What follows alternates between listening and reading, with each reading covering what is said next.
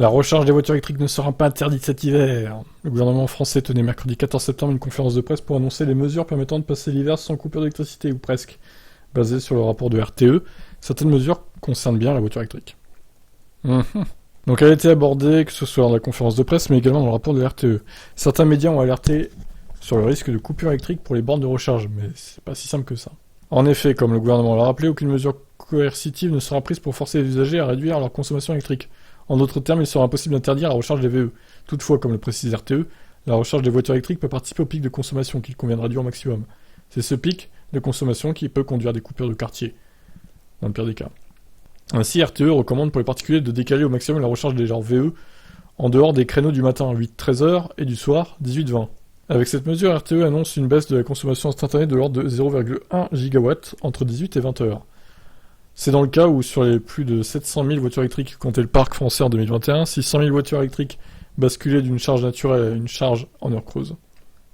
À titre de comparaison, si tous les Français baissaient leur température de chauffage d'1 degré en moyenne, la baisse de consommation en pic serait de l'ordre de 0,7 GW le matin et 0,8 GW le soir.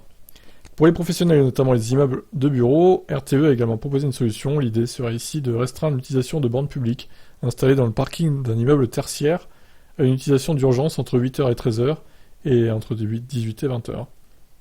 Bien entendu, il ne s'agit pas d'une mesure obligatoire, mais d'une idée soumise aux gestionnaires des points de charge, de quoi permettre de réduire la conso de 0,1 GW entre 18 et 20h. Lors d'une conférence de presse, un journaliste a demandé au gouvernement s'il était cohérent de pousser les Français à l'achat d'un VE avec un système électrique sous contrainte. La réponse fut claire, puisqu'Agnès Pannier-Runacher, ministre de la Transition énergétique, a rappelé que la voiture électrique était le meilleur moyen de décarboner le secteur du transport, avant de rappeler que l'usage de la voiture individuelle se faisait surtout sur les périodes de pic de consommation, alors que la recharge se fait davantage la nuit en dehors des périodes de pointe. La ministre précise également que certains opérateurs de bornes de recharge rapide, destinés aux VE, disposent de batteries de stockage sur les sites de recharge. Celles-ci permettent de fournir leur énergie lors des sessions de recharge pour réduire la demande instantanée sur le réseau électrique. Elles sont ensuite rechargées, soit en dehors des périodes de pic, mais avec une puissance moins importante si besoin. Ouais, enfin, c'est pas toutes les bornes de recharge qui ont ça quand même. Hein. Bon, il reste combien de... C'est long là, cet article là. Enfin, la ministre a même cité la fonction V2G qui permet aux voitures électriques branchées sur une prise de renvoyer l'énergie stockée de leur batterie dans le réseau. On l'a récemment vu avec la Leaf.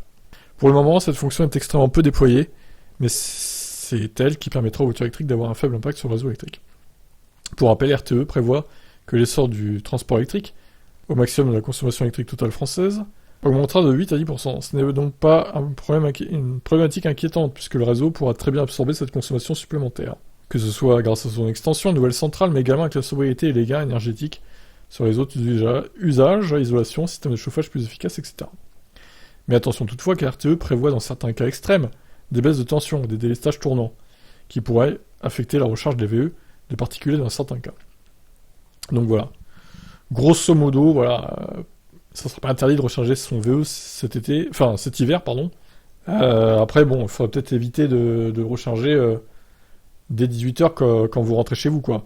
Peut-être essayer d'attendre 20h30, 21h, voire 22h, le début des heures creuses à la limite. Ça serait aussi bon pour le réseau et pour votre portefeuille, donc voilà. Je vous laisse commenter, ciao.